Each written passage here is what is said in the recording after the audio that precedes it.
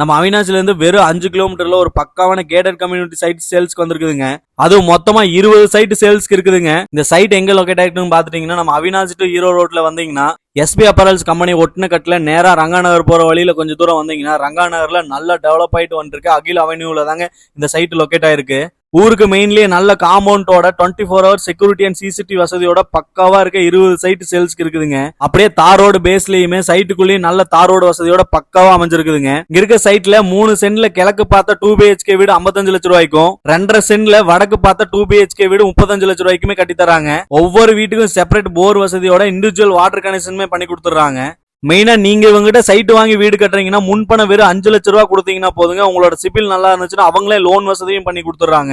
நீங்க கொடுக்குற அமௌண்ட்டுக்கு இவங்க கட்டித்தர வீடு குவாலிட்டியா இருக்குமோங்கிற டவுட்டே வேணாங்க.